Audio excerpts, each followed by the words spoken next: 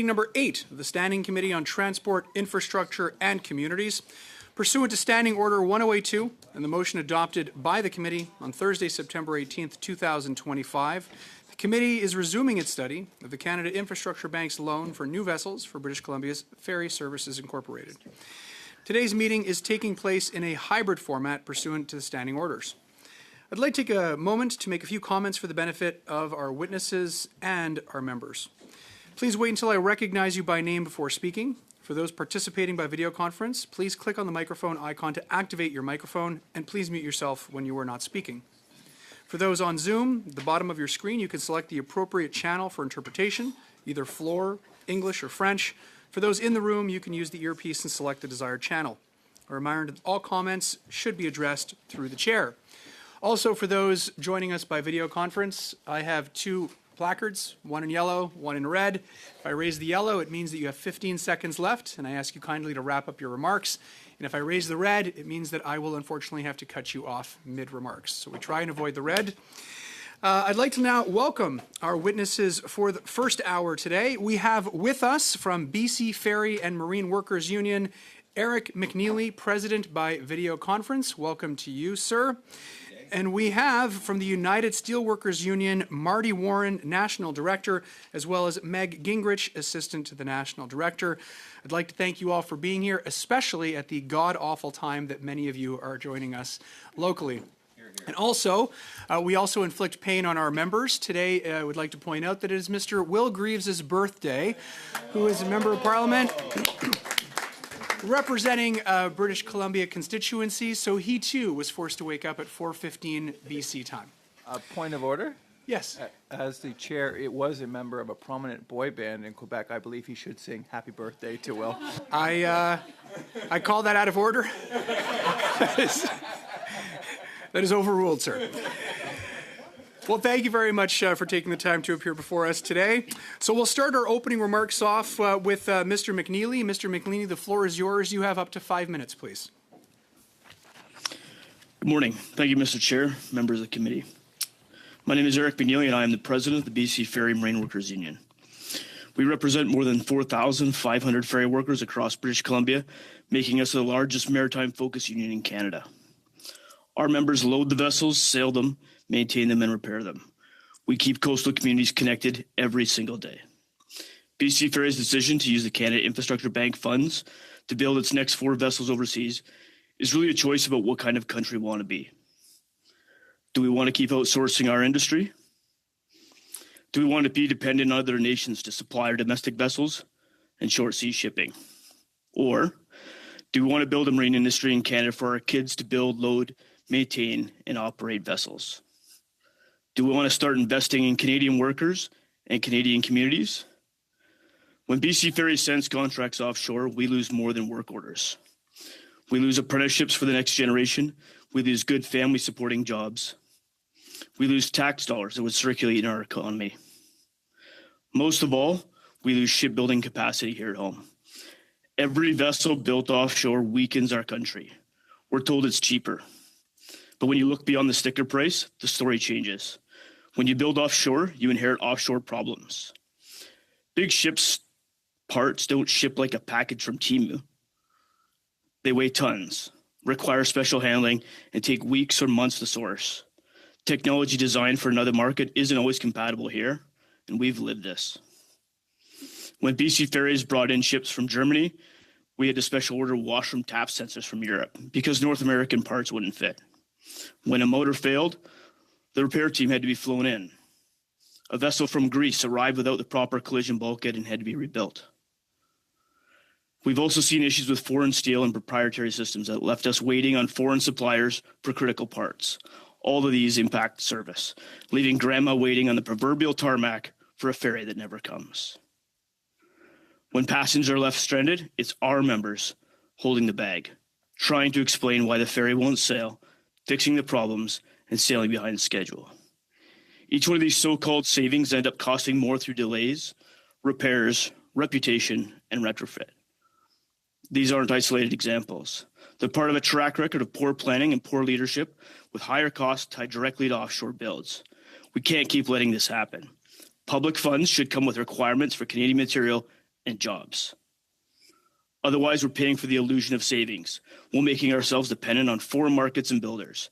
Canadians would never accept being flown on the cheapest airline money can buy, and our ferries are no different. This isn't new. BC Ferries had ships built in Germany, Romania, Poland, including at yards that use North Korean labor. They've purchased used vessels from Greece, and now they're contracting with a hybrid civil-military shipyard run by the Chinese government. Each decision further erodes our Canadian capacity. Canada is a seafaring nation with the longest coastline in any world.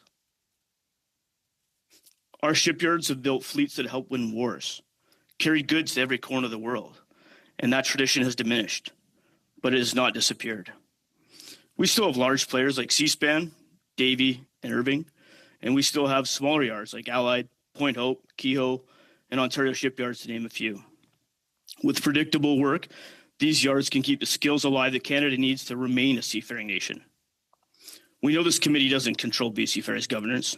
Some would question if anyone does, or if it's a jurisdictional game of finger pointing with public funds at stake. But the federal government does have a role. Ottawa has a national shipbuilding strategy that covers our Navy and Coast Guard. Ferries should be part of that national strategy. Ferries move millions of Canadians every year, and they are no different than our highways. So our ask is simple. When public money builds public vessels, those contracts should stay in Canada with Canadian steel, Canadian workers, and Canadian know-how. Ferry workers keep my province and our country moving every single day, and they deserve ships that are safe, reliable, and proudly built in Canada in Canadian shipyards. So make it right and don't let this happen again. Thank you. Thank you very much, Mr. McNeely. Next, we'll go to the United Steelworkers Union and turn the floor over to Marty Warren and Meg Gingrich. The floor is yours. You have 5 minutes, please. Good morning, Chair and the members of the committee. Again, as said, my name is Marty Warren. I'm the National Director for the United Steelworkers, and Meg Gingrich is my assistant. Our union, the Steelworkers Union, represent over 225,000 workers across this country. USW members make up the backbone of Canada's industrial supply chains, resource extraction and processing, to manufacturing and fabrication. Like many Canadians, our members were frustrated and disappointed to learn about the decision by BC Ferries to spend $1.2 billion on new vessels to be built in China. We're even more disappointed to learn that this purchase was supported by the federal government financing, It strikes people as absurd that the country with the longest coastline in the world, with a proud shipbuilding tradition and highly skilled workforce, is unable to build these ferries at home. What makes it harder to accept is that Canadian taxpayer dollars are being used to subsidize foreign shipyards rather than creating jobs and supporting communities here in Canada. But we must acknowledge that this debacle cannot be laid solely on the feet of the current federal and BC provincial governments. It has been a product of failed industrial and economic model that has been in the making for decades.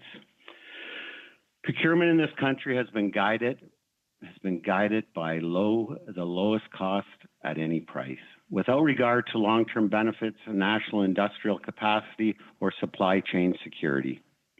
The tender process for BC Ferries prioritized the cheapest bid, leaving no space for domestic content requirements or strategic value of Canadian vessels built with Canadian steel and Canadian workers. Our shipyards were set up to fail before they even had a chance to compete. The reality is that markets are not truly free. Countries like China and many other trading partners have built massive overcapacity supported by subsidies, low wages, weak labor, and environmental standards. No Canadian shipyard can compete on costs alone when the playing field is tilted in that way. Canada, by contrast, has too often left our industries exposed by failing to match protections and supports that other countries provide. Instead of treating domestic industrial capacity as a strategic priority, we've allowed it to become an afterthought. and this BC ferry case shows the consequences. So the question before us is, how do we prevent this from happening again? We need a clear, enforceable, Buy Canada, Buy Clean policy. Public dollars must support Canadian jobs and communities. Every major infrastructure project financed by taxpayers should require Canadian content with binding commitments for Canadian-made products and labor. We need stronger and permanent trade enforcement to prevent dumping and give the CBSA the resources that they need to do the job. Finally, we need a bold Canadian industrial strategy that treats economic resilience and industrial capacity as matters of national security. This means aligning the mandates of Crown corporations so that financing is tied directly to domestic benefits. Procurement, trade, investment, and innovation must all be linked under this strategy, with Canadian workers at the center of building infrastructure for the future. The frustration Canadians feel is real, but if we stop there, we miss the bigger point. The real issue is the policies allowed that make this happen. The solutions are within our reach if we choose to act. Canada has workers, the know-how, and the resources to build at home. What we lack is the political will and the policy framework to make it happen. The next billion-dollar project must not go to subsidize foreign competition. It must build Canadian capacity, Canadian jobs, and Canadian communities. Thank you, and we look forward to any questions. Thank you very much, Mr. Warren. We'll begin our line of questioning today with Dr. Lewis. Dr. Lewis, the floor is yours. You have 6 minutes, please. Thank you. Thank you for being here, Mr. Warren. My first question is directed to you. In Nanticoke, which is a town just a few minutes away from where I live, there's a steel mill company called Stilco that employs thousands of workers and drives our local economy. These are the same workers that are suffering and battling unjustified U.S. tariffs. Now with the $1 billion taxpayer-funded ferry contract being handed to a Chinese state yard, it feels like a slap in the face from the Liberal Party. So, Mr. Warren, could the Canadian steel producers like Stilco have supplied the steel required for these ferries if these ferries had been built in Canada? There's definitely steel producers in Canada that can produce it. The Nanticoke, what we call the lake operation, I'm not sure. I know Algoma that is in big trouble and on their knees right now. Just it's so fragile in the Sioux. They have a history of doing it. The other thing we need support with, whatever steel, I think most steel manufacturers could do it, but to do a one-off is difficult. We need a commitment and maybe investment in technology to change the process so we can do it. But my answer to your question is yes, that steel for those ships could have been provided by Canadian producers. Thank you for that answer. Now, you spoke about the economic activity in your opening. Could you expand on things like including the fabrication, the transport, the downstream supply chains? Did Canada forfeit, what level of this did Canada forfeit by sending these jobs offshore? Well, I think that's such an important question because it forfeited many jobs. I can't list them all, but the supply chain is just as important as for argument's sake, the steel itself, the ship itself. There is many jobs, many communities that, something like the auto industry, quite frankly, has so many other links in Canada, if we do it right, that many communities, many workers can benefit from shipbuilding through the supply chain. Meg, I don't know if you want to comment on that. I think that's essentially it. Is that we do we do lose out on those jobs, and so that's the importance of having a bold industrial strategy where we're not going to lose out on these because we've lost that capacity or we haven't maintained it or built it, and so it needs to be brought into that larger capacity and looking beyond just defense and looking to for commercial ships and ferries and things like that as well. So it's fair to say that Canada lost thousands of unionized jobs for steelworkers that would have been related to this contract. Now, given that some of your very union members would have paid taxes that went to this billion-dollar contract that was doled out by the CIB and that was not, and which the Liberal Party did not intervene to stop it, Do you believe that the BC Ferries and the CIB could have structured the loan procurement rules to require Canadian steel content and Canadian jobs, ensuring that the domestic jobs and industrial capacity is supported rather than going to our competitors?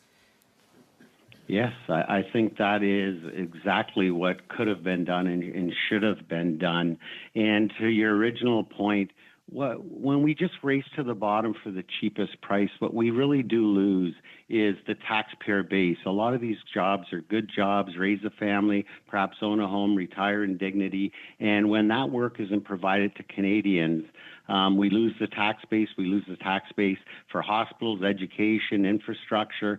So you got to look at more than the bottom line as we move forward. And it's not just to this generation that we're losing. This is the loss of generational capacity and opportunity to strengthen our industry and shipbuilding industry. And this opportunity was effectively handed to the Chinese-owned shipyard. Can you speak about the loss of generational capacity? Oh, absolutely. And I think Eric McNeely mentioned it too. It's generational in terms of, especially in the steel industry, we have many generations in it. And in many of our, whether it be mining or other sectors, industrial sectors, it's passed down or it's generational. And again, in this here economy and with the tariff threat, it's so important we do everything for our future generations. One of the first steps we can do is protect our domestic market, create a domestic market where we don't have it. And the biggest point that Eric made, I believe, is, and even Meg made it, is when these skills leave, when these industries leave, most of them aren't coming back. We've lost it for the rest of, generations to come. Oh, that's so sad. Very, very sad for Canada. So we have an infrastructure bank in Canada, and Section 3 mandates and requires that investments generate social and economic benefit for Canadians. In your opinion, does a $1 billion taxpayer-funded loan to China for these ferries exclude Canadian workers and supply benefits? Would you say that mandate was reached in providing economic and social benefit to Canada? It was a complete failure.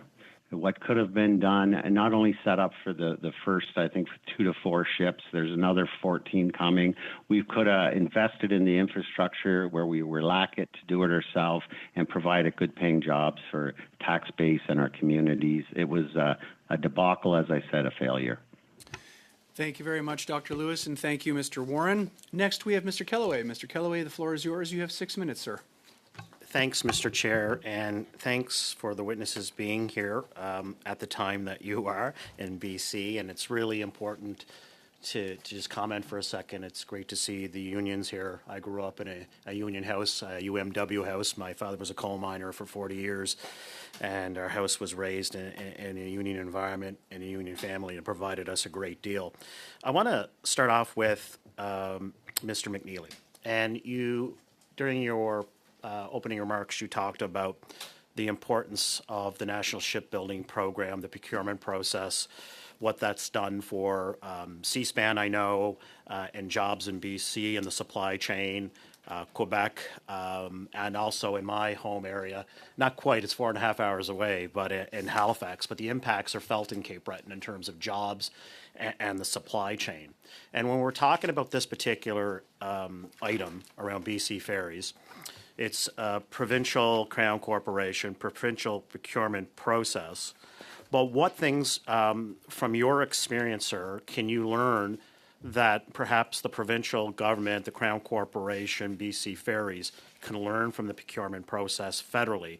Because if you look at the investments that were made across the country from coast to coast, they're substantial. They impact good paying jobs across the board in every conceivable trade through the supply chain. So I'm wondering, what can we learn federally that the provincial Crown Corporation can learn not tomorrow, but today in terms of their procurement process? Because you're right. You said we need to, I think it was Mr. Warren said, we need to prevent this from happening from a provincial standpoint. What can we be doing to learn from the federal side? Absolutely. Thank you for the question. I think procurement and what we can learn from it is if this process is started or concluded in a more timely fashion, the original plan had begun 7 years ago. If those steps had been taken in a timely way, we wouldn't be sitting here waiting 30 years for new vessels and in a situation where we're being told we can't wait now. It's because no one has planned for us to be ready. It's not an excuse to keep offshoring. It's a sign that we need a real shipbuilding strategy that works for British Columbians, works for Canadians. BC Ferries started planning these vessel replacements over 7 years ago. There was plenty of time to work with Canadian yards. There was plenty of times to work with the Canada Infrastructure Bank. And fundamentally, because the process was so protracted, there's now questions about capacity at this moment. But there would have been time if this procurement process had been more thoughtful and more timely. So in essence, planning on BC Ferries' part in terms of, I think there's 6 vessels that need to be replaced, 4 immediately. This shouldn't have been news to British Columbia or BC Ferries, is what you're saying. The planning was lacking here on BC Ferries' part. That's correct. I think the execution of the planning, so we look back to 2017, 2018, there was vessel replacement plans that included beginning in 23, 24, and we look to, reports that were done by large shipyards, and they were saying that if they began the projects in 2025, they could have the first major vessel produced and in the water for 2029. That's the same timeline as we're getting from China starting now. So clearly there was an opportunity, there was an ability to do this, and to Brother Marty Warren's point, those are hundreds and potentially thousands of good-paying jobs, part of a process that would maintain an ability to plan and procure further vessels than the ones we're talking about today. Thank you, Mr. McNeely, for that, because I do think we need to dig deep as to why this happened on the BC Ferries part and how do we prevent it from happening, even though it's a provincial entity. So I want to go to Mr. Warren, and thanks for your testimony, sir. I really appreciate it. And you mentioned, look, we're the steel industry is under attack. There's no two ways to talk about it. We're under attack from U.S. tariffs, and I think you did allude to this, but we see the federal government putting initiatives in place, making investments to protect it. More needs to be done, clearly.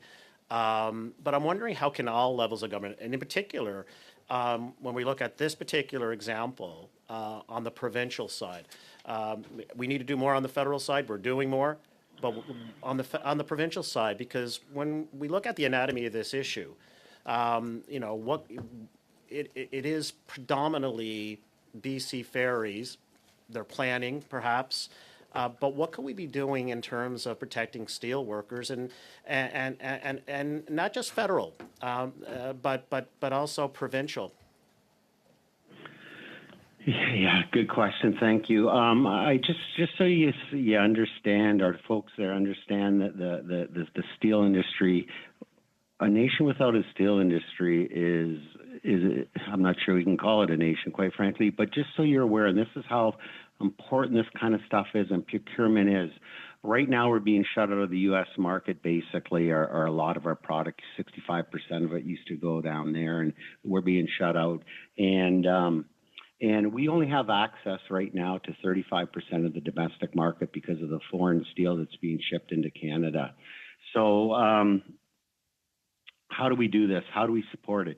First of all, we have to take action and bigger quotas and more quotas to support industries that are being under attack, where they can't get a footing in the domestic market. But most importantly, to your question, the same federal procurement that we're excited about, that we like, we have to drill that down. We have to do a good job with our provincial leaders and make sure as well that they're doing procurement in the provinces. Thank you, Mr. Warren. How much time do I have? That's all, Mr. Kellaway. I assume red was not a good sign. Red was not a good sign. Okay. Good job. They are. I noticed that too. Just trying to make sure everybody can see. Thank you very much, Mr. Warren, and thank you, Mr. Kellaway. Prochainement, nous avons Monsieur Barcelou-Duval. À vous la parole. Now we have Mr. Barcelou-Duval. You have the floor for 6 minutes. Thank you, Chair, and thanks to the witnesses who are here today. I would like to begin by saying that I have a steel mill in my riding at Contrecoeur, and it's unionized with the union. Over 1,000 workers work there.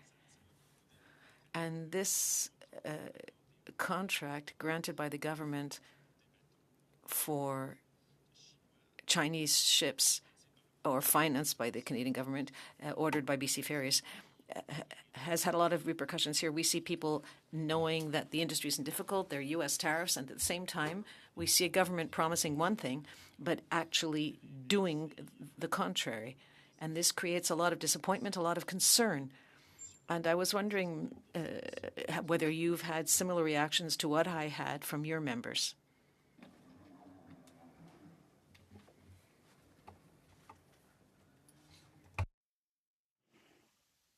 Wait, I'll jump on it and then have some time for Eric as well. Absolutely.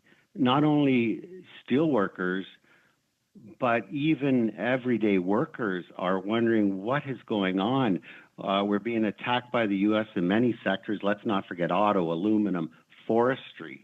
And we need the government now more than ever to stand up and protect our domestic industries. We know we got to diversify. We know we got to invest in technology in certain parts of these sectors. Example, we don't build a bit of I-beam steel in Canada. Looks like we're going to, some of the producers, Algoma specifically, looks like we're going to start to produce I-beams in Canada, so we never have to import another, or very little from foreign countries or the U.S. And so the answer is yes, very outraged, very upset that this type of project was sent overseas. Eric, hopefully I've left you some time. Thanks, and great point. Our members, we sail and maintain these ferries, so we know what happens when supply trains stretch across oceans, and this reduction means that we're paying for these ferries twice. Once when we buy them, and once, again, to lost jobs and lost training, lost taxes and capacity. And that's a frustration for our members, and that's a frustration for, I think, people across Canada, not just on the West Coast. Merci pour vos réponses. Il y a, je pense, Thank you for your answers. About 2 weeks ago, I had the good fortune to visit a shipyard in Lévis, and it was explained to me then that they would have liked to have the contract to build these ships.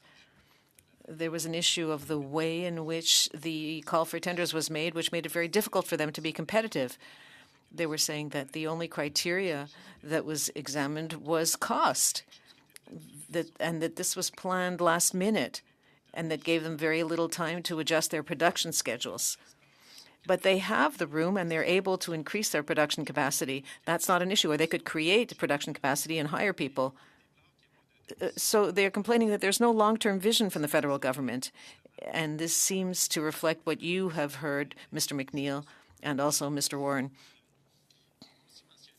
He also said to me that the Chinese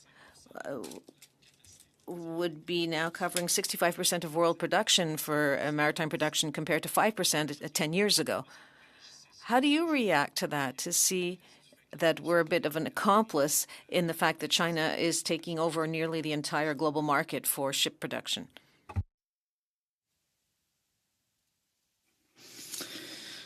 Thank you for the question. Yeah, it's not lost to me. Today's World Maritime Day, and here we are talking about things that impact the maritime industry.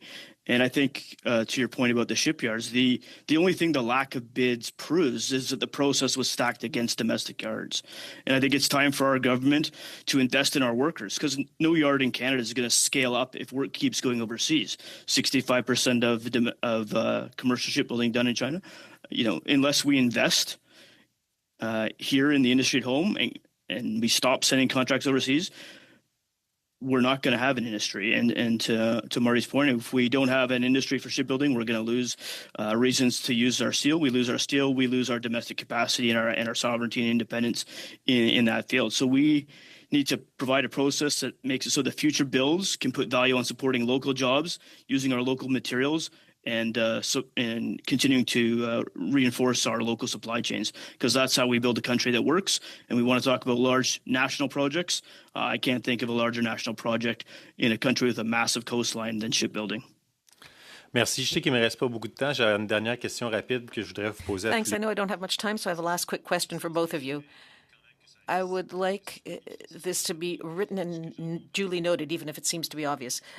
Both of you seem to be in agreement with the fact that any public contract or for any federal funding or grants for shipbuilding should be something built here. If there's federal money assisting in a project, it should be built here. Do you agree with that? I fully agree with that. If there's taxpayers' dollars involved, quite frankly, federally or provincially, the best domestic procurement should be taking place. Yeah, 100%. Public money, public projects. Merci beaucoup. Merci, Mr. Barcelou-Duval. Thank you very much. Thank you, Mr. Barcelou-Duval. I'll turn the floor over to Mr. Muse. Mr. Muse, you have 5 minutes, please. Thank you, Mr. Chair, and thank you to the witnesses, especially those that are up at the well before the crack of dawn. Actually, although as a morning person, I appreciate it. And let me just note up front that the Canadian Infrastructure Bank approval of the loan on March 5th, 2005, took place at a time when we already had the looming threat of tariffs on Canadian steel. That was evident already at that time,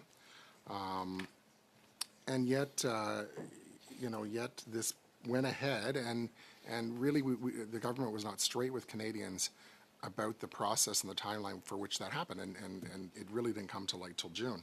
And so the question really should be asked of what can all levels of government do.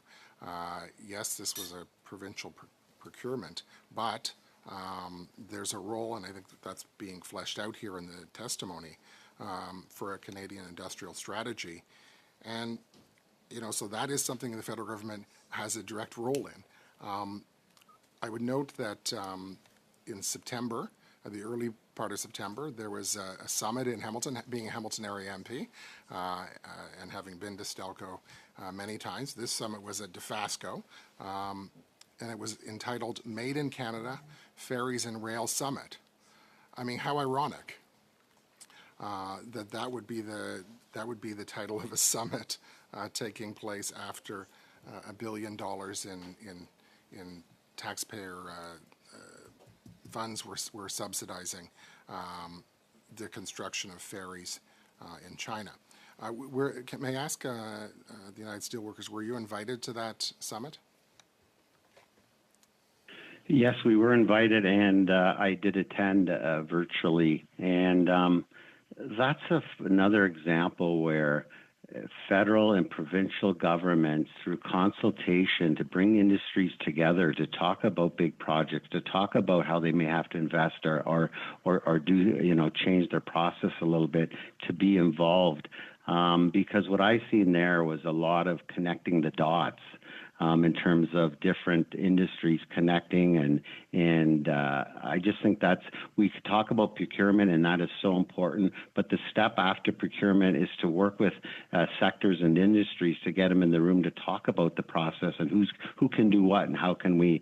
So anyways, I thought the summit was good in terms of just seeing a lot of businesses, quite frankly, connect the dots.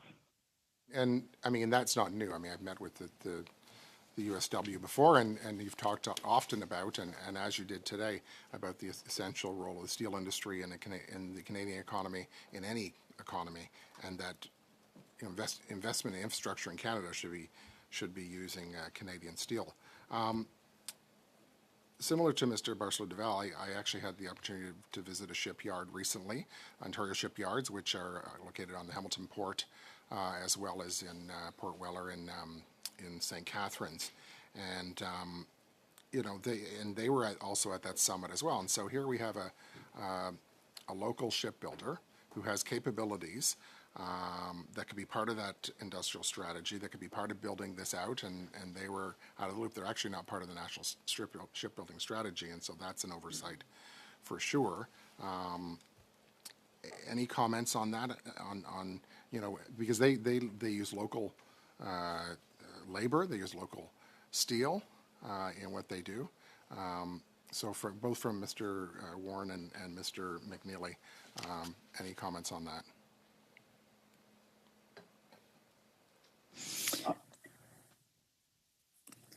Sure, thank you. I think we get the industry we planned for, and no one planned to keep this work in Canada. Two Canadian shipyards did look at the bid for the new major vessels, and they walked away because it was clear that the lowest price would win. And domestic yards can't compete with state-subsidized shipyards offering rock-bottom labor costs. So if the system rewards the cheapest option, that's exactly what we're going to get. And we should be proud that Canadian jobs and Canadian quality are high, and that's not a detriment. It's a positive, and it's something we worked for together as a country for more than 100 years, which should encompass all the yards. And I think there's an opportunity for big yards and small yards to work together if there is a national approach to building ferries. Over to you, Marty. Let me jump in with one last question because I see I've got the yellow card. So you mentioned, Mr. Warren, that only 35% of domestic steel is used.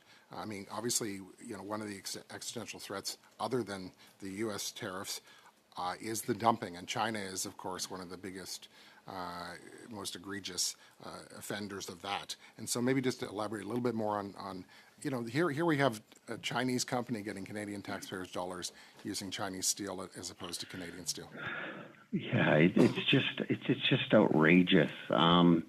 Especially during these, there's the red card.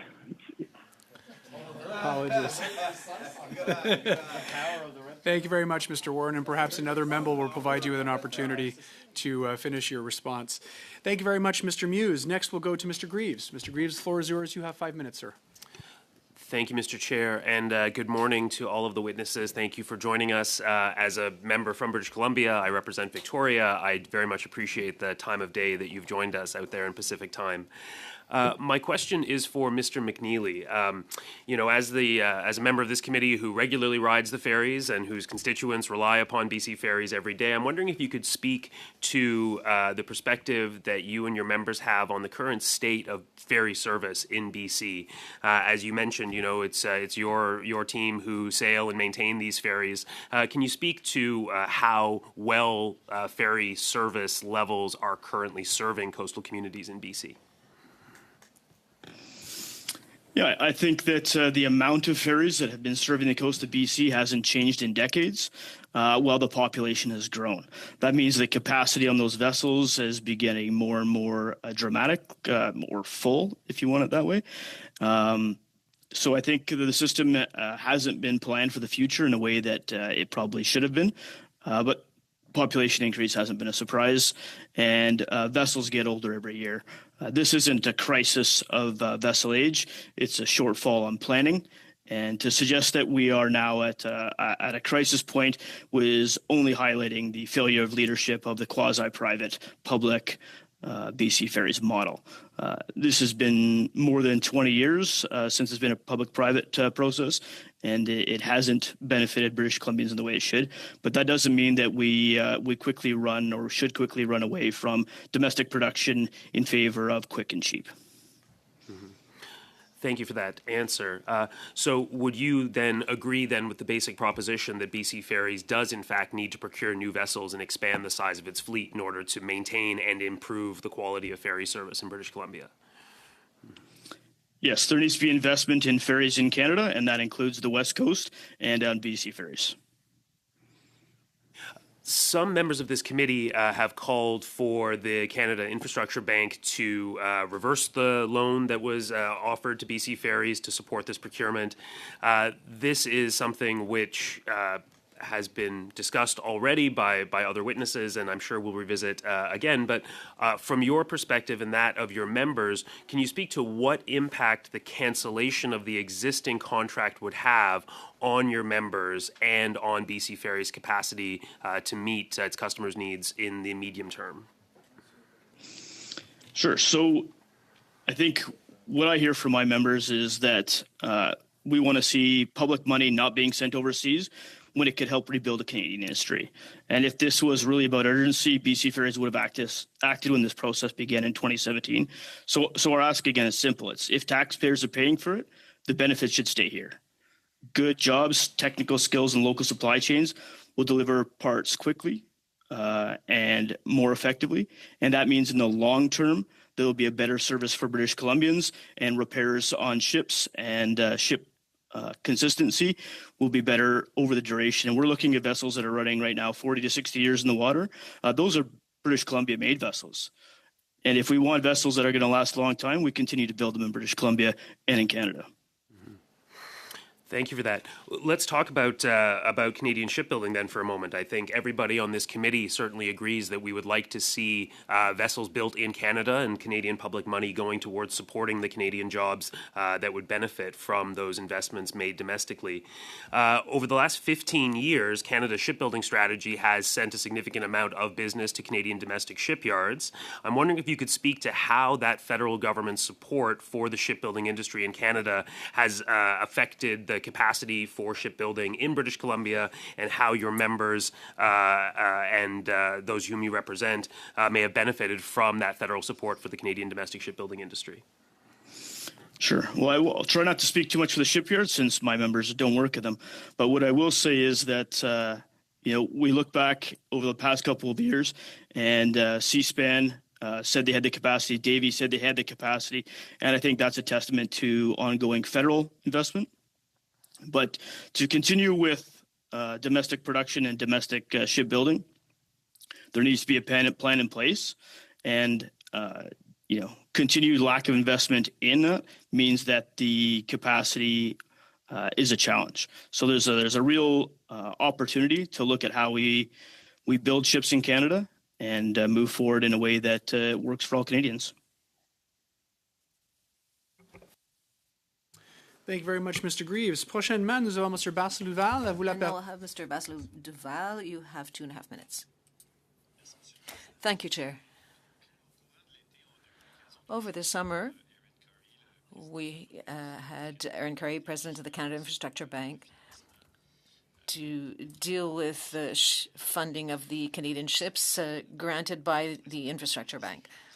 So at one point I asked whether there had been any directives received from the government regarding the importance of buying local and the importance of local content, because, of course, they're managing so much money at the Infrastructure Bank.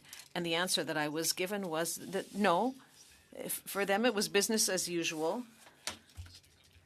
and things continued as usual. Nothing changed over the 6 months. So not only they had no instructions, but they didn't see any point in changing proactively the way that they operate regarding the changes in the political climate. We've seen a lot of government announcements that they were talking about supporting local industry, especially in steel, that was affected by U.S. tariffs. So I was wondering whether, on your end, you find it to be expected that there was no government instruction given, and that there was nobody among the senior officials who seem to be highly paid. I'm sure Mr. Corey is earning a good salary. Shouldn't there be some sort of responsibility for people who are managing our public funds and who make these decisions? La question, je vais commencer avec Monsieur McKinney. So I'd begin with Mr. McKinney, but Mr. Warren, if you'd like to comment as well. Yeah, no, I think it's serious. Well, I'll say this because I know we're running out of time.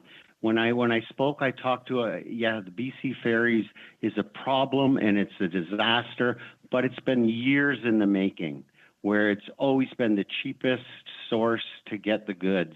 And there's a cost to Canadian autonomy, Canadian security, and we're seeing it now as we're getting shut out of the U.S. market, and we are scrambling in a lot of our sectors. Over to Brother McNeely. Thank you. Yeah, frankly, I think everyone here is surprised that there wasn't a buy local or buy Canadian directive. And yes, we do think that is a leadership responsibility. We've been clearly raising the alarm about offshore builds for years, but ship procurement isn't decided by unions. It's decided by BC Ferries, their board, and the government. That's where the money comes from. They control the timeline, and they need to choose where the work goes. And I'm a bit stunned that there wasn't a Canadian content requirement. And we're here now because the people in charge didn't act when it mattered for Canadians. Thank you very much, Mr. McNeely. Merci, Mr. Barcel-Duval. Next, Thank you, over to Mr. Barcel-Duval. You have 5 minutes, sir.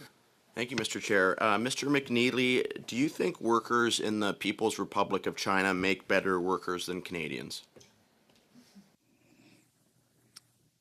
Canadian workers, Canadian shipbuilders, and mariners are some of the best in the world. I think that if the ships are built in Canada, they would continue to be sailed by Canadians for decades.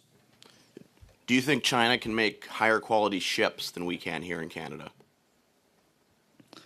I know that the steel we produce here in Canada is some of the highest quality in the world, and I have no reason to believe that the shipyards wouldn't produce some of the highest quality ships in the world for us to sail on and move millions of people on an annual basis safely.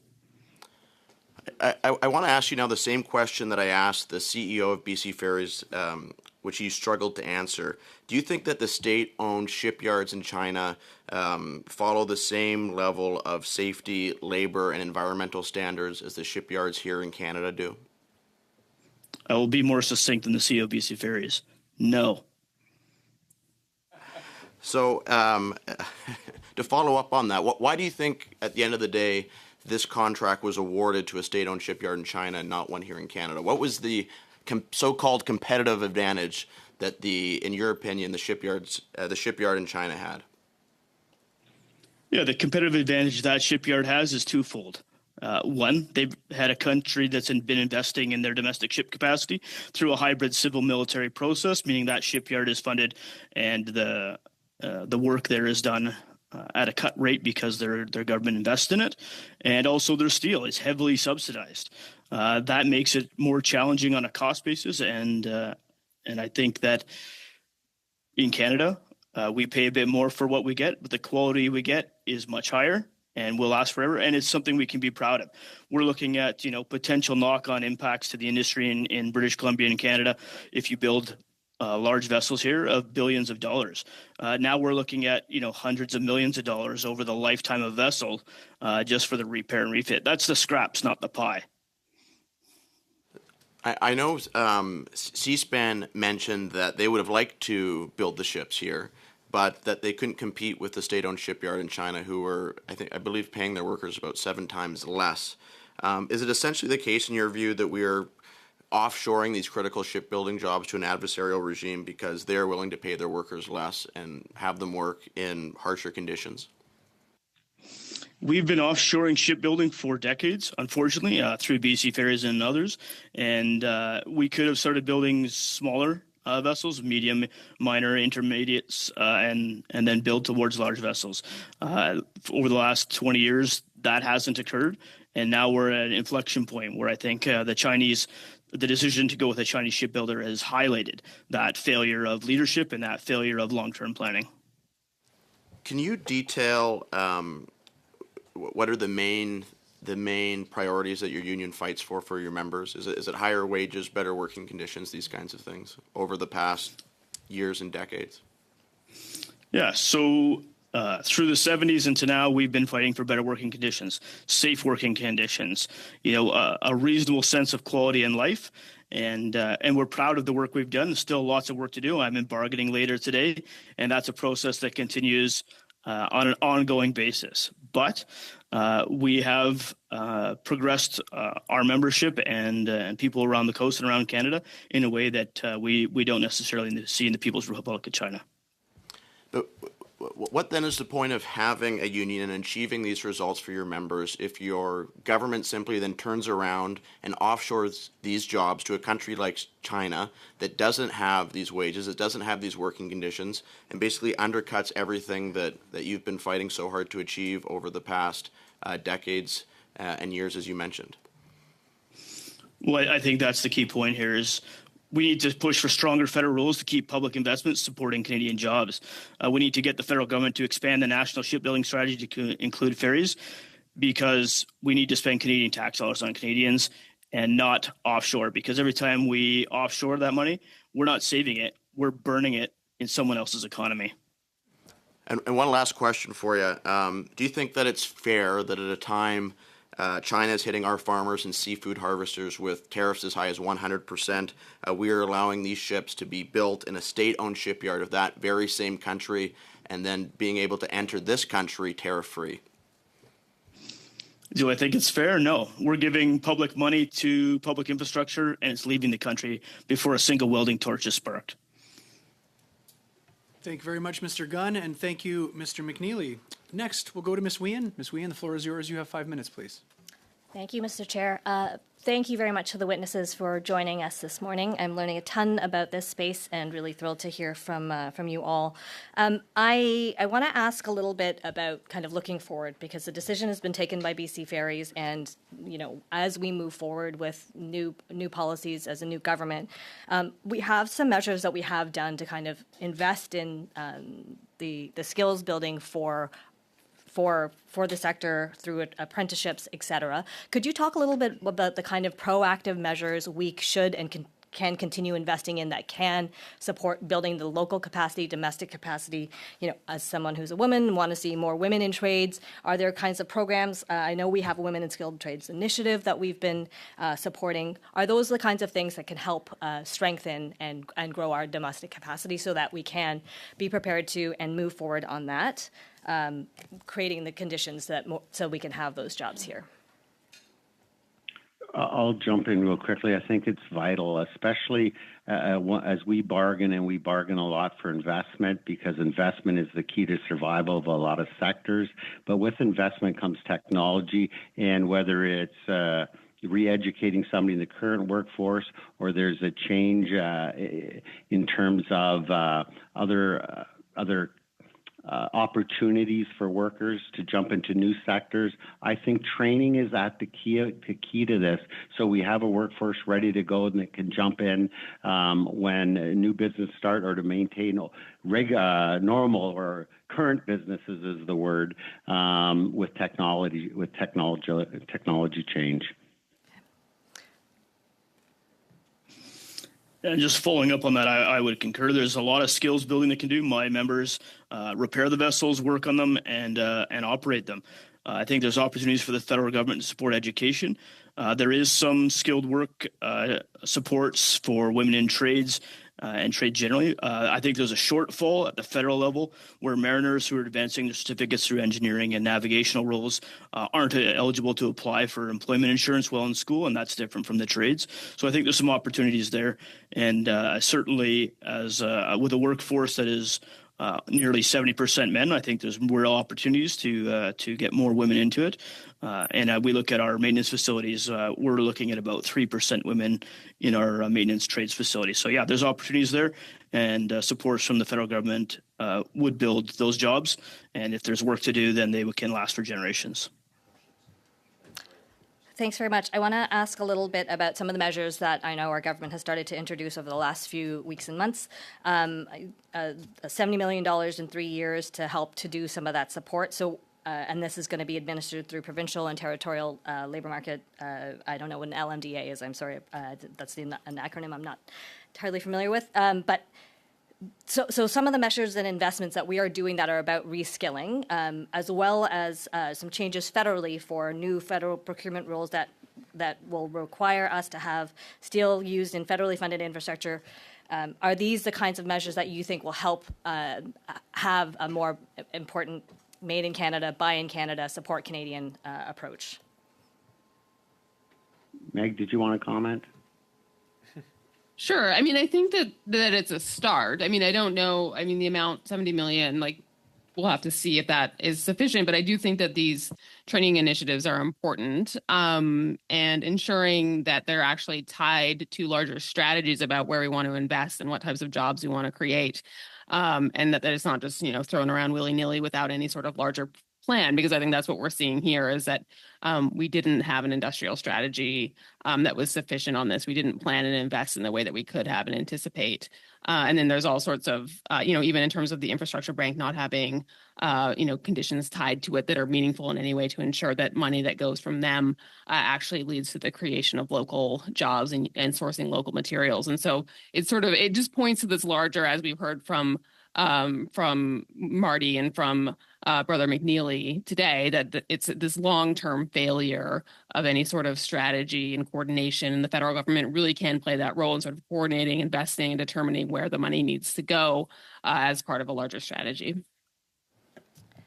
And as we look forward, because I really like to think about how we take lessons and kind of move forward on what can be new policy, are there any other dimensions that you want to kind of reemphasize that are important for us as we look to think about an industrial policy?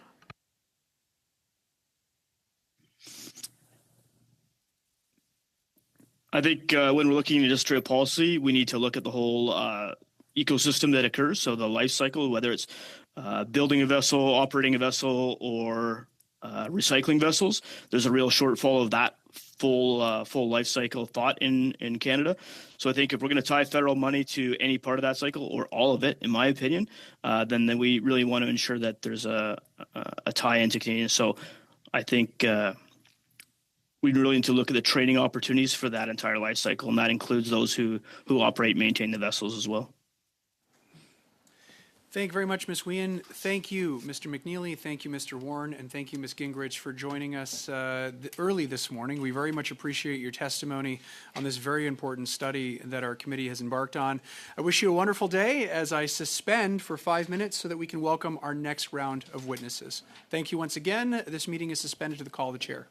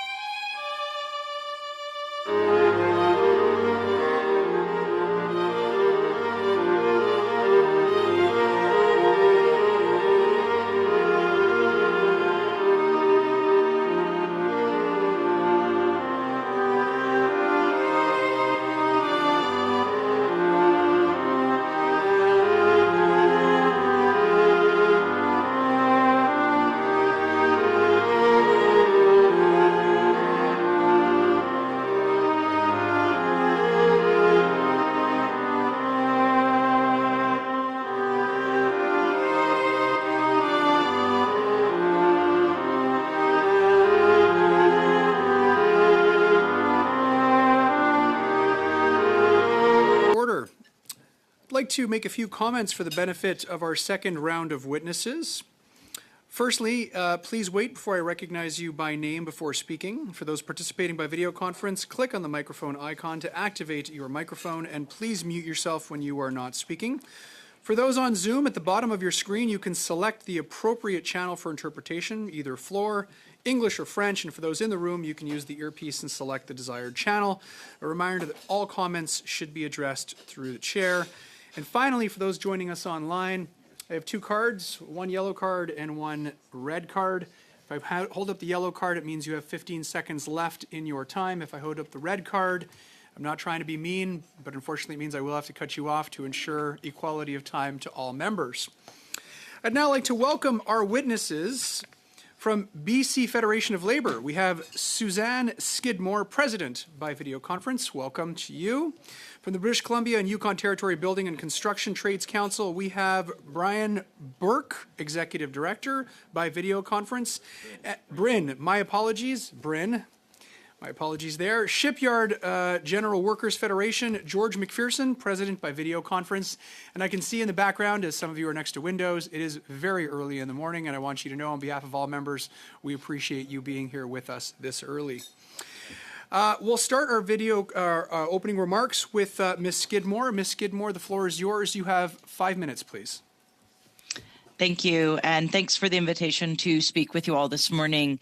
And thank you in particular for spotlighting the decision by BC Ferries to purchase its next 4 major vessels from a shipyard in China instead of building them right here in British Columbia. As you said, my name is Suzanne Skidmore. I'm the president of the British Columbia Federation of Labour, and we comprise more than 80 affiliated unions representing more than 500,000 workers from every part of British Columbia in literally every sector of our economy. As many of those workers can tell you, ferries in British Columbia are every bit as much a part of our highway system as any bridge, tunnel, or stretch of asphalt.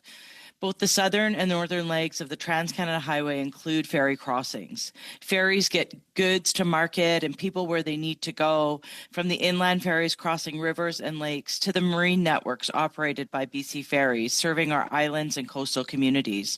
A large chunk of our economy is literally riding on the ferries. So when we talk about Buy Canadian, when we talk about Buy BC, when we talk about nation-building projects, British Columbia's ferries should be very much on our minds.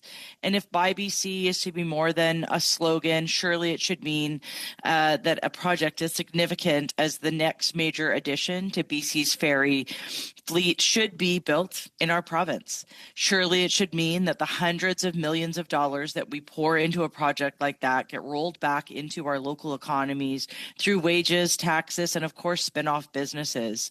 Surely it should mean building with Canadian steel, aluminum, copper, and zinc. Surely it should mean that British Columbians and Canadians benefit from the creation of thousands of high-skill, well-paid jobs in our shipyard. And surely it should mean our investments help to secure a robust, vibrant shipbuilding sector and the jobs it supports for generations to come.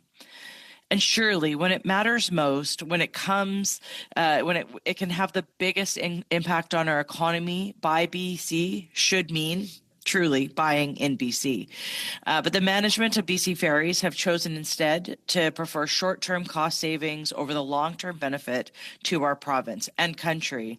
And I don't see how they can square that with Section 21.01, Article 1 of the Coastal Ferries Act, which requires that BC Ferries be directed in support of the public interest.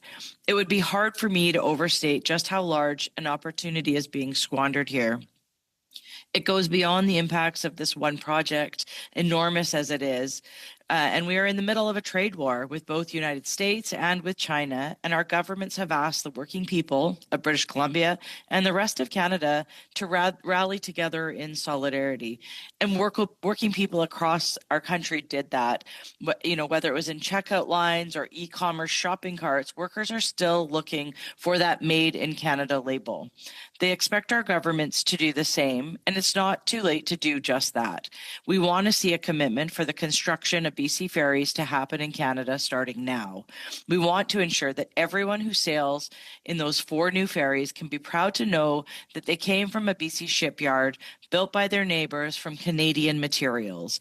And we want to see the public interest become a mandatory core criterion for assessing major projects, binding both the federal and provincial governments. And that's how you build not just ferries, but a thriving industry and a strong sovereign economy. Thank you. Thank you very much. Next, we'll go to Ms. Burke. Ms. Burke, the floor is yours. You have 5 minutes, please. Thank you, Mr. Chair, and members of the committee for inviting me to address you. I'm Bryn Burke, the Executive Director for the BC Building Trades. We're a council of 20 craft construction unions representing over 45,000 construction workers across British Columbia. And I'm here to speak first and foremost for our members in the shipbuilding industry in particular, for the people who wanted and needed this work and who've watched it go offshore. We represent over 2,500 hardworking tradespeople who earn their living in building and maintaining vessels in British Columbia, including 1,300 members from Marine and Shipbuilders CIMA Local 506, 429 members from UA Local 170, 100 members from UA 324, 350 members from IBEW 230, over 500 members from IBEW 213, and over 150 members from Operating Engineers 115. I want you to understand the history of shipbuilding in British Columbia goes back over 100 years. Our members built almost every single ferry in this province before 2000. In fact, the Queen-class vessels currently being replaced with this procurement were built in British Columbia. The Queen of New Westminster and the Queen of Cowichan were built in Victoria shipyards, and the Queen of Coquitlam and the Queen of Alberni were built in North Vancouver, respectively. Our members took tremendous pride in building these vessels and watching them service communities along our coast for over 40 years. Members like Phil Venois, now a business manager of IBEW 230, served his apprenticeship building BC ferries. That job earned him a lifelong career in the trades. He and thousands of others were able to qualify for mortgages with paychecks earned in those shipyards. They also used the skill that they learned on those Queen-class vessels to build other major vessels, up to and including the HMS Protector, the longest naval vessel ever built in Canada, launched from the Seaspan shipyard in North Vancouver last December. We wrote to this committee earlier this summer to communicate the capacity of BC shipyards to build these ferries and the willingness of BC shipyard workers to undertake this work. With the right procurement structure and a prioritization on Canadian content, BC Ferries could have leveraged BC's world-class shipyards. The BC Building Trades has long advocated for ferries to be built locally. In advance of this procurement, we lobbied to have a process that prioritized Canadian content and Canadian jobs. This was a once-in-a-generation opportunity to support BC shipyards, protect BC jobs, and invest in our economy. And instead, BC Ferries chose to prioritize a low-bid process, making it impossible for shipyards to compete. In the end, the decision to use a foreign shipyard was the inevitable outcome of a very, very flawed process. And I really want to highlight this point. There is not a single measure that has been put in place since this decision from preventing it from happening again. We need a commitment to build ferries in Canada. We need a commitment to build more dry docks in British Columbia. We need a commitment to support a shipbreaking industry and invest in coastal communities to build infrastructure to take on this work. We need a commitment to procure materials like steel from Canadian manufacturers. We need a workforce development strategy with training dollars for our shipbuilding industry. And we need the Canada Infrastructure Bank to use these values in deciding which projects to support. For us, this is about more than just ferries. It's about an industry that supports a local workforce that is trained and qualified to support the construction of major industrial activity in Canada. A new generation of British Columbians were ready and eager to take on this opportunity and to build these ferries at home. And I want to be clear, the jobs lost here were significant for my members and for the people of British Columbia. An economic study was conducted when BC Ferries was contemplating building 7 vessels, and it found BC's major vessel project would have created between 2,500 and over 5,000 jobs in our shipyards, and another 1,000 to 2,000 indirect jobs from suppliers in British Columbia. This decision does not reflect our values as Canadians. It does not recognize the longstanding role of BC workers have played in building our shipbuilding industry. It does not enable skilled trades training and apprenticeship opportunities for our youth. It does not promote economic activity on our coast or help circulate wages within our local communities. And it does nothing to bolster our national security. We stand ready to provide a local workforce to build these ferries in British Columbia. Thank you. Thank you very much, Ms. Burke. And finally, we will go to Mr. McPherson. Mr. McPherson, the floor is yours. You have 5 minutes, sir.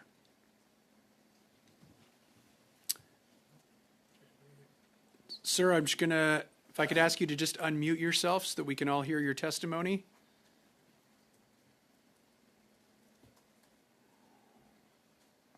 Okay, how's that? Looks like we can hear you fine. The floor is yours, All sir. right, thank you very much. I appreciate the opportunity to put our voices forward to on this project. Clearly, BC Ferries has made another bad decision in going offshore, and we've reached out to some of our shipyards to find out what their thoughts were. So, and Canadian shipyards would not have bid on this project because shipyards would have reviewed the procurement, looked at the likelihood of being successful, and based on their level of competitiveness and declined the process because Canadian shipyards are too expensive to compete on a world market for new ship construction, especially when competing with China, Korea, and other shipbuilding nations at wages significantly lower than those in Canadian workers, and or nations which possess national incentives such as subsidies and owned by the government of the country, which is the problem with China, of course, and Korea.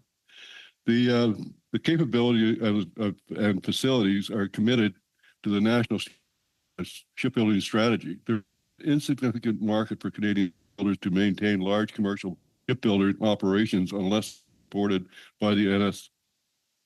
There is a severe lack of skill in Canada to build these vessels, and add that, in 2000, all BC ferries were built in British Columbia by our members, by the building trade members, and the success has been incredible. When this project came online, there was talk of 5 vessels that they wanted to build, and there was a proposal put forward by Davie Shipyard in conjunction with people on the West Coast, and we were going to have a consortium of shipyards and shipyard workers to set up a new facility to build these vessels in Delta on Annis's Island. And it was going to be, we lobbied the provincial government, and we lobbied the BC Ferries, and clearly there was no interest whatsoever in dealing with Canadian workers. They wanted nothing to do with the Canadian yards. So in short, we would not be competitive estimating for construction of these vessels in a very expensive proposition with no guarantee of success. So there's no reason for them to put forward their bids. The other issue that we have is that when BC Ferries goes offshore, and they've done this now a number of times, when they bring the vessel back into the country, the federal government waives the duty on these vessels coming in. There's a 25% duty that protects the industry. That's what it was put forward to help protect people. and make sure that we keep the industry viable. Prior to the Gordon Campbell government coming in 2000, there was BC Ferries, whenever they wanted to, they had a project that they wanted to look at, they would bring the industry together, and we would all sit at the same table and decide how we were going to do it. And a perfect example is the Spirit class vessels that are out there that were done by a consortium of yards on the West Coast. These are still the pride of the fleet, and they were built by a number of shipyards, and very, very successful project. There was supposed to be 4 of those, and they managed to shelve 2 of them, and so we only built the 2, and then we ended up with a problem, of course, with the Fast Cats that was a political decision, not a shipyard decision. But the Campbell government decided they were going to punish everybody, so they punished the industry by setting up BC Ferries as we see it today.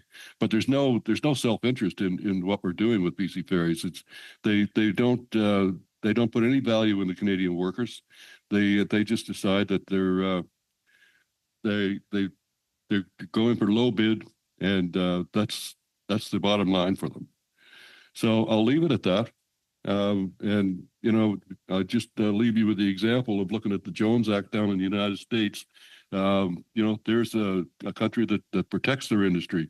They look after their workers, and they go a step further. I mean, Washington State has a Washington State legislation that ferries that are going to operate in Washington State must be built in Washington State. So I leave that with the committee, and we'll continue to lobby BC Ferries and the provincial government to make the changes that need to happen. So thank you very much. Thank you very much, Mr. McPherson. We'll begin our first round of questioning with Mr. Gunn. Mr. Gunn, the floor is yours. You have 6 minutes, sir. Burke, a question for you. Just if you could ballpark it, how much money would you say on average the average union worker that you represent pays each year in taxes?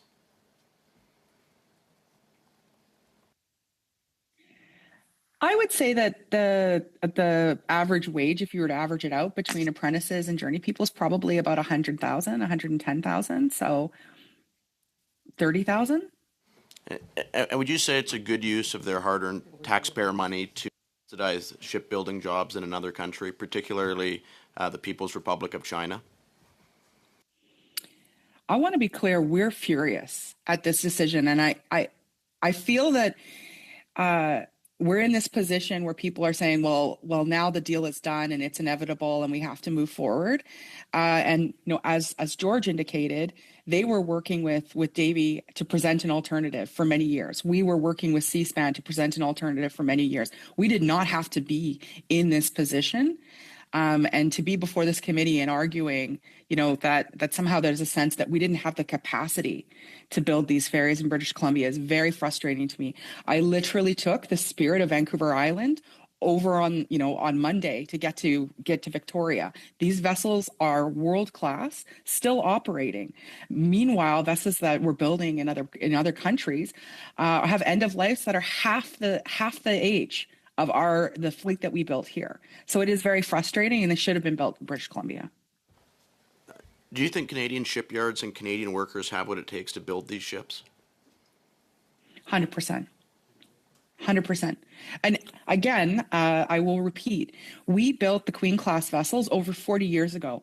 Almost all of them have actually surpassed their end of life service date and are still plying the waters of British Columbia. While other vessels that we purchased 20 years later are having failures, right? We are the best in the world at what we do.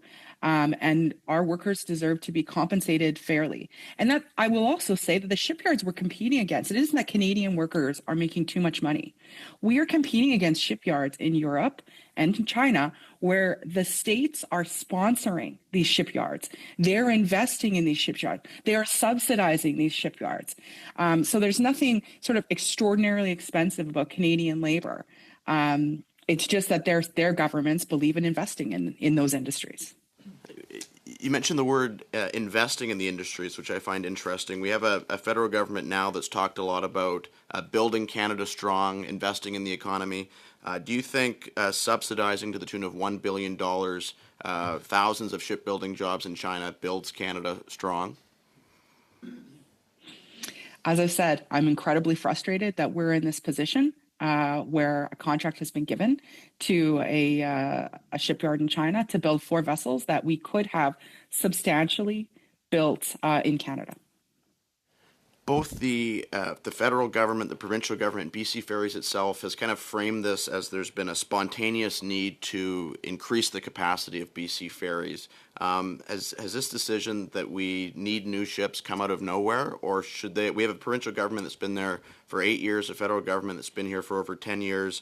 BC Ferries obviously should have been able to kind of map their capacity growth. Should they have known years in advance that we were going to need new ferries and been able to create an industrial strategy around that? They knew 40 years ago when we launched the Queen-class vessels when their end-of-service life was expected to be. And I would welcome George to also, weigh in, because his members are right there beside my members doing this work and are highly involved in this.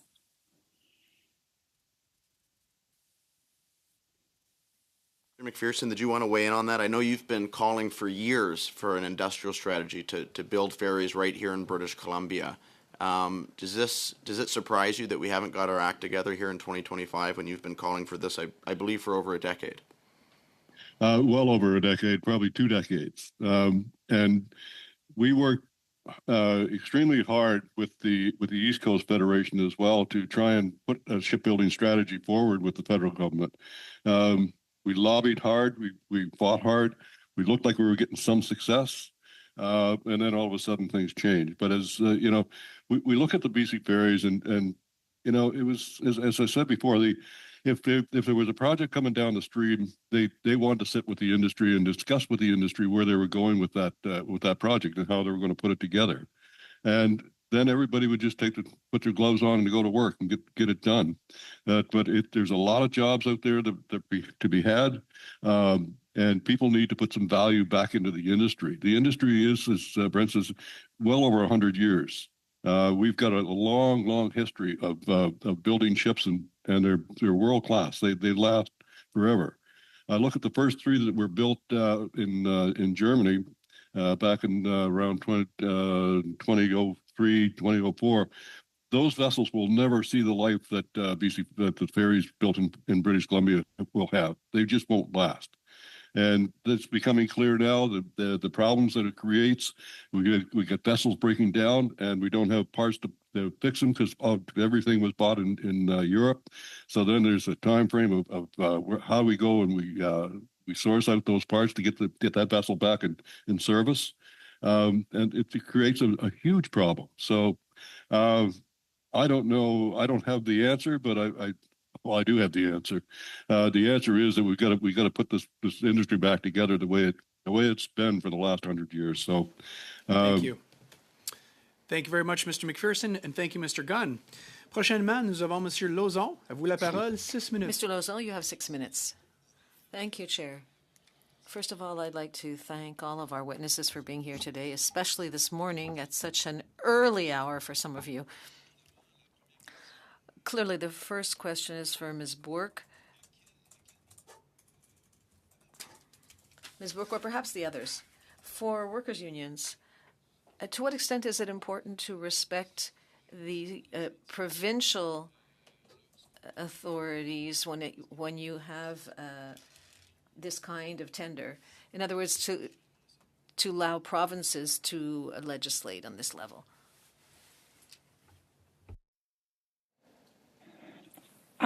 I'll go first. So I think that, obviously, one of the key inflection points in this decision would have been for the province of British Columbia to instruct BC Ferries, you will require Canadian content. You will only consider bids where there's a substantive amount of shipbuilding that's happening in British Columbia. That is something that we pushed for and wanted. I will also say that British Columbia does not get the same investment in ferries that the East Coast does. And it really is, it is a multiple levels of government that we need to be involved in course correcting what's happening with BC Ferries. On this, Mr. McPherson?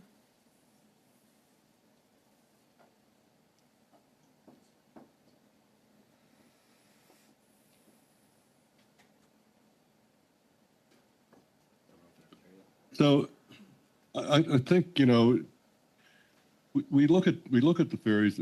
This decision was one of the worst decisions that my members have seen in their lifetime in the industry. To go to China and spend $1 billion to build 4 vessels is, my members just cannot believe that it's actually happening. Right. And there's a lot of.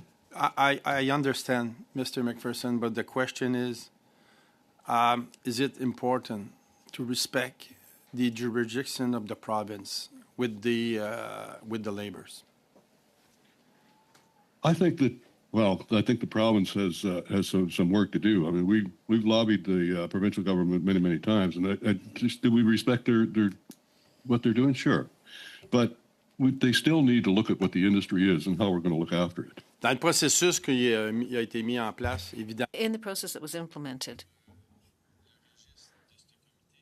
for the purpose of this committee, there was a call for tender for an independent company for very specific issues that came here to this committee in terms of timeframes, cost of construction and shipbuilding, and the timelines. And of course, it could have been planned 35, 40, 50 years before. That's easy to say. But the investment costs just to bring these ferries to standards is exponential. The role of the Canada Infrastructure Bank is to fund and not to select projects. So it's important for Canada to maintain independence with respect to the provinces and with respect to the Canada Infrastructure Bank's funding. In each of our ridings in Canada, we have all kinds of businesses and all kinds of plants. We buy machines that are from Germany or Italy. We have different devices that are bought that are not built in Canada. This is part of the decision-making process when it comes to business decisions. Now, we're all saying the same thing. Every witness that I speak to, we would all like things to be made in Canada. We all would like Canadian workers and Canadian shipbuilders to have these contracts. We want the steel and aluminum to come from Canada. But if you think back to history, we talked to the steel workers earlier. Why do we produce steel here? Why is processing in the U.S.? Why does, again, there's an issue of additional taxes? Well, it's because we broke down the supply chain. We used to have partners elsewhere than Canada to establish a Canadian economy. Now, can we do better? Yes, we can do much better. But in this new chain, this new supply chain, without losing the Canada Infrastructure Bank's role of funding projects and being independent, without removing provincial jurisdiction, each of you, please give me one recommendation for the federal government to implement in recommendations without forgetting what you've already said. Commencer par Madame Let's begin Skidmore. with Ms. Skidmore. I'll just reiterate what I said earlier, which was that both the federal government and the provincial government here in this scenario have a responsibility to the working people in the province and in the country. And there should be Canadian content built into any investment that's put into the infrastructure, which is BC Ferries in this case. There should be a Canadian tie-in. There should be benefits to Canadian workers. This benefits our economy for decades and generations to come. And everyone has a responsibility to play in that. And to suggest, to suggest that this is an autonomous decision that the provinces should make all on their own, I don't agree with that. I would assert that that you folks and the federal government also has a responsibility to Canadians and Canadian workers to make sure that the investments that are made here in Canada benefit Canadians. And you've heard from others this morning. I was on bright and early listening to both the steelworkers and the BC Ferry Marine Worker Union folks. there is a responsibility here that the government has a role to play. Can we hear you, Madam Bourque? I mean, I suppose most succinctly in terms of what is the role or responsibility of the Canada Infrastructure Bank, I think it should be obligated to consider the jobs that are being created in the projects that it's investing in. I think it made a wrong decision, and I think that it is a tragedy that over $1 billion is going to a foreign country and not one job is being created here. Okay. Merci beaucoup, Monsieur Lauzon. Thank you very much, Mr. Lauzon. And now, Mr. Marcel Duval, 6 minutes. Thank you, Chair, and thanks to our three witnesses for being with us. It's most interesting to hear what you've had to say to date. It's my impression that I'm seeing the same issues as we have in Quebec. Of course, now the steel industry is having difficulties. Everybody knows that. We're dealing with 50% tariffs in the U.S., whereas they were our main destination for steel exports. So it's tough times for the steel industry right now when we see major projects requiring a lot of steel and we see them going abroad and funded by the federal government. This is particularly frustrating. And it's not as though this were the very first time that this sort of thing is happening. I remember the REM trains for the Montreal transit system, which was also funded by the Canada Infrastructure Bank, which were funded to be built abroad when we had the skills to do it here and we had the capacity. And for Via Rail, again, we saw the contract go abroad. And recently there's a decision with the Boeing planes. National Defense was supposed to get new planes, and they decided to choose Boeing rather than Bombardier. And they short-circuited the bidding process. So we see a pattern by this very same Liberal government. Every time there's public money to be spent in major projects needing steel for which we have the ability to build here, unfortunately, the work goes elsewhere to the detriment of our workers and our industry. Considering the state of service of this government to date, because it's the same government that made these decisions and that we have here today, it's the same government that made the funding decisions through the Infrastructure Bank. Does this inspire trust in you for the future? Peut-être Madame Bourque pour commencer. Perhaps I could start with Madame Bourque. Well, it's certainly frustrating, and I think that we're pushing back against this narrative that we did not have the capacity to do this, and we've spoken already about the fact that we built every ferry in this province for nearly 100 years until 2000, and then choices were made both by provincial, successive provincial governments and by federal governments to walk away from the civilian shipbuilding industry. I would say, nevertheless, I mentioned in my opening comments that we built the HMS Protecteur, which is the longest naval vessel in Canada's history. We're building very, substantive projects in British Columbia. Like the idea that we couldn't build these ferries tomorrow is highly offensive to my members who are doing much more sophisticated things in the shipyards. Are we here because we had a problem with timing? Yes. Are we here because we have a BC Ferry Corporation that prioritizes low bid and basically told Canadian shipyards that is the criteria? And they knew, not that they didn't have a good chance, they knew they would not win if they bid on these projects. And I'm not only here to sort of bring the frustration and anger of my members to talk about this, but to also say to the federal government and the provincial government, BC Ferries, you haven't changed a single thing since this happened to make this not happen again. We will be here over and over again. And if we want to save our civilian shipbuilding industry, it starts today in evaluating this decision and trying to right the course. Merci. J'apprécie vos commentaires. Thank you. I appreciate what you said about how important it is to build trust today with gestures made to change things. I was talking about impacts on past service, but also what about this current case?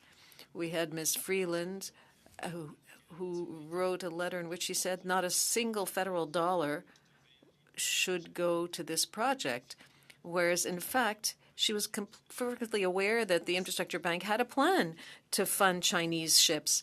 Do you feel that this is a breach of trust to see that the Minister of Transportation of the Liberal government was fully aware of this and essentially was really misleading people? Peut-être, Madame. Perhaps Ms. Skidmore?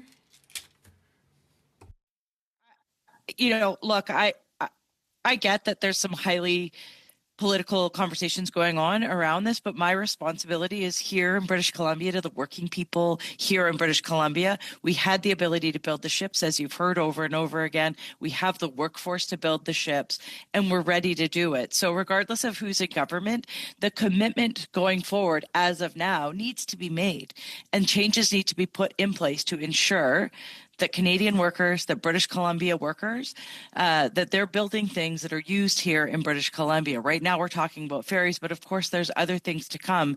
And an industrial plan that ensures that our shipbuilding industry not only continues its successes of the last 100 years, but becomes even better. And there's an opportunity here for the federal government and the provincial governments all across the country to make sure that we are spending Canadian dollars, building Canadian products that will benefit us for generations. And not only that, but the outpouring of other things that come from that, including skilled trades. I heard earlier this morning talk about, investing in women in trades, investing in skilled trades training. Who better to do that than union folks and public post-secondary education? And there's a real opportunity here. It's been missed. It's unfortunate, as you've heard from the building trades. We are very frustrated about this, and we will continue to try and make sure this gets done right going forward. Merci. Merci beaucoup, Thank you. Mr. Thank you very much, Mr. Barcelou-Duval. We'll go to Mr. Albus. Mr. Albus, the floor is yours. You have 5 minutes, sir. Thank you, Mr. Chair. Thank you to all the witnesses for coming today. Earlier, we heard from our earlier witnesses, this is a generational investment. Davie Shipyards called this RFP by BC Ferries the largest non-governmental procurement in Canada's history.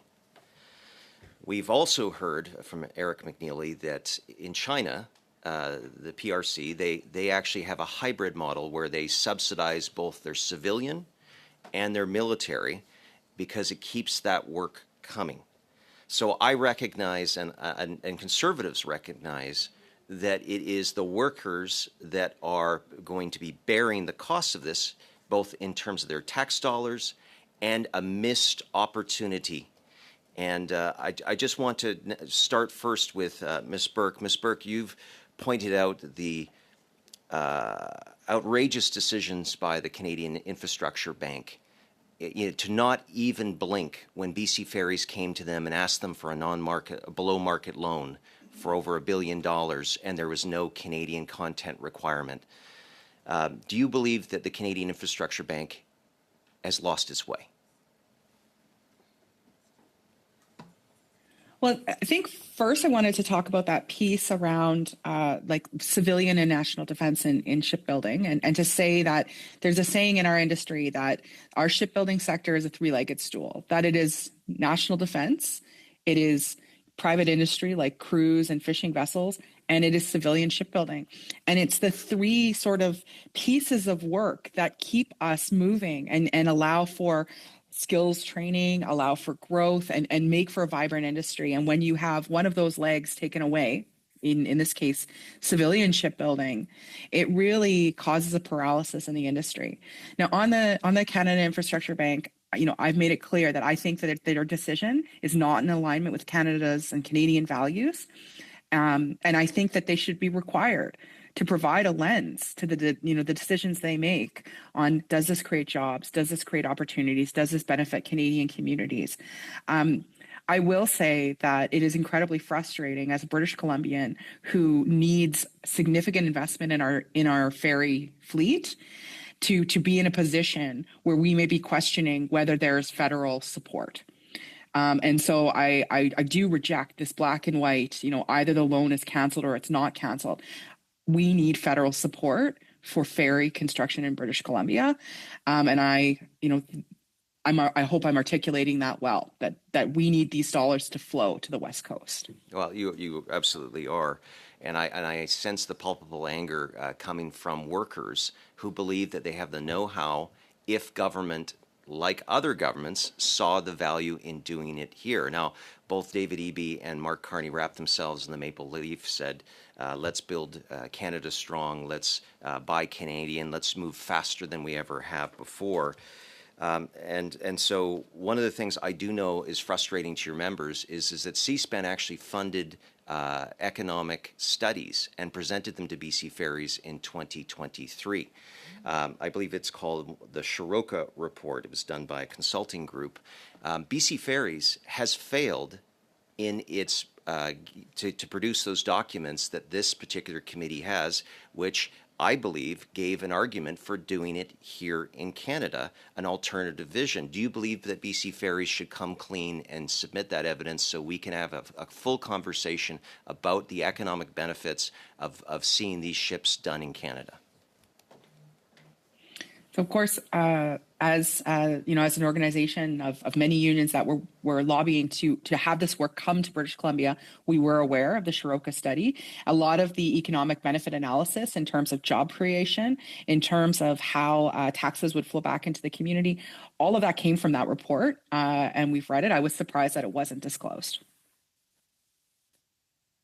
to the committee so that we can really get to the heart of this matter and present a full recommendation to the Government of Canada.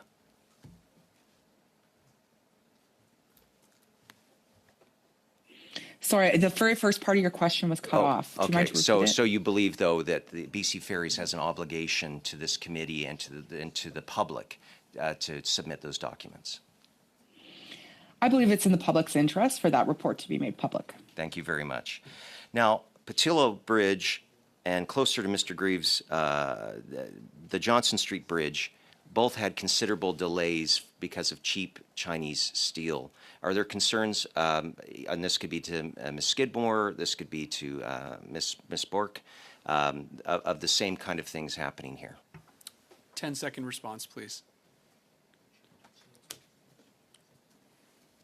Could you repeat? It didn't get picked up.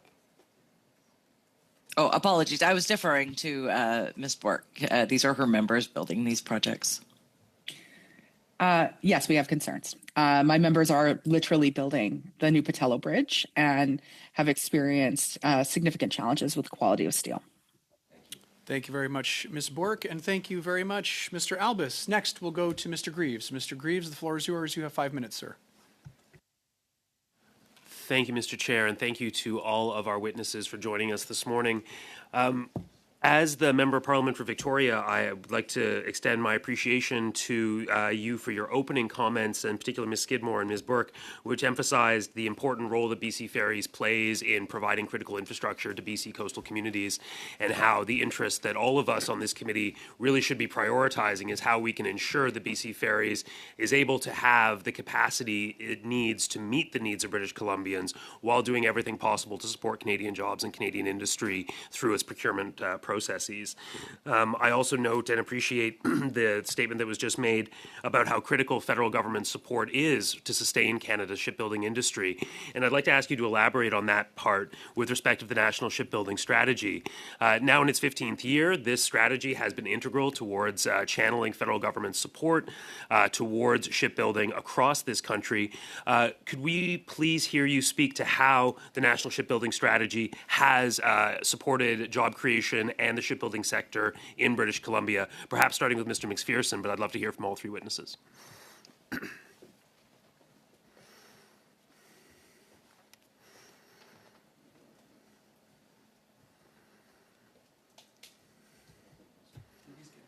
Okay, I think I'm back on.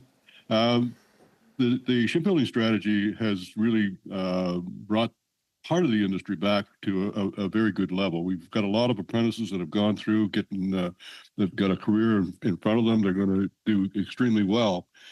We just need to expand on it. It's been good for Vancouver. It's been good for Halifax. I think it's really done extremely well for the industry across the country. So we just need to expand on that. We need to make sure that when the federal government is going to invest in the industry, that they're looking at Canadian jobs. You need to see that they're putting people to work. A lot of young people out there are struggling today to try and find a career path, and this is a great career path. People are able to go and buy their homes and pay their mortgages, buy their cars. It's a great job. But for the federal government to finance projects like BC Ferries to China with absolutely no Canadian content whatsoever is just wrong. My members were just devastated when the announcement came out that they were going to build 4 ferries in China. But they were extremely devastated when they found out, because nobody knew, that the federal government was actually loaning the money to BC Ferries to go and build in China. So there's a lot of criticism going at both levels of government for how this project went. This project was in the can for 7 years. That's when it started, and at no time did BC Ferries come to the industry and ask what the industry could do. The only thing that they said to the industry all the way through was that this project will be done on price and price alone. There's no value in Canadian workers, and that's basically what they've said to us. So we're extremely frustrated with the whole process. Perhaps Ms. Bork. Yeah. Well, if I could weigh in and say 2 things. One, the federal shipbuilding strategy has created many, many jobs for my members, and they're very, very proud of the work that they're doing on those projects. But also to say, when I use that example of the 3-legged stool, that our shipbuilding industry, it's more than just the North Vancouver, Seaspan shipyard, right? It's the Victoria shipyards, it's the Esquimalt dry docks, it's Point Hope, it's Allied shipyard, and that what we need is sort of an ecosystem where we have that civilian shipbuilding also happening. So different components are being built. We're spreading that work around, that you have work for apprentices as well as journey people. And right now, we're completely off balance. We have a big push on federal national defense and then nothing, and then a big push and then nothing. And we really need to bring the whole ecosystem back into alignment. And Ms. Skidmore, over to you if you have any comment on that question as well. I mean, I would just echo what both speakers before me have said. This is, priority here. And we heard immediately from workers when we heard that this contract for these ships were going, offshore over to China. And, workers here in this province, in British Columbia and across the country, are ready to do the work. They're hungry for the work. And as we're looking, to the future and our commitment, the federal government's commitment, the provincial government's commitment, and BC Ferries' commitment to working people and our economy here in British Columbia, that investment needs to be done, and there needs to be ties to it. Thanks. Thank you very much, Mr. Greaves. Prochainement et finalement, nous avons Mr. Now, Barcelou. finally, Mr. Barcelou-Duval, 2.5 minutes. Thank you, Chair. A few minutes ago, I asked the previous panel a question about whether every infrastructure or major construction project financed by government funds should be built here with content from here. To me, this seems to be common sense. It also seemed to be the case with the 2 previous witnesses. I'd like to see whether all 3 of you agree with this, perhaps beginning with Ms. Bork. Yes. Monsieur McPherson. Mr. McPherson. Yes, I totally agree. I think that if we're using taxpayers' money to fund the project, surely to God we're going to put people to work. Madame Skidmore. Yes. Thank you for your answers. I have a last question. I believe it was Mr. McPherson who talked about the Jones Act in the U.S., if I'm not mistaken. This is legislation according to which boats traveling from one U.S. port to another must be built in the U.S. I would like you to know whether this is a formal request, that you think this should be a policy that should be implemented, and how do you think we should proceed? I absolutely believe that we need a Jones Act in Canada. And we've said that, and as we lobbied government back through the 90s, and that was what was required for Canada. We've got to stop building vessels offshore. We've got to put value into people's lives and put them to work. And that's one of the ways we can do it. It's a good industry. It's got a lot of we're over 100 years in the industry in British Columbia, and we'll be another 100 years, and we'll struggle all the way through unless we get government on side to work with us and put all this package together. Et considérant que déjà, il semble que les chantiers navals soient... Considering that shipyards seem to be quite busy at this time, if such a policy would come in, such a blanket policy, there would be some adaptation time for the shipbuilders to be able to slowly be able to provide the necessary capacity. Perhaps could you elaborate on this, maybe in writing or whatnot later, to give us some more suggestions about this? McPherson. Yes. Mr. McPherson. Merci. Thank you. Thank you very much, Mr. Barcelou-Duval.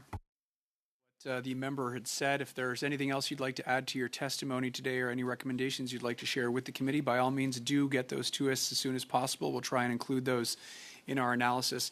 With that, on behalf of all members, I want to thank you once again for waking up early. The sun wasn't up when you started, and now it's shining, as I can see through your windows there.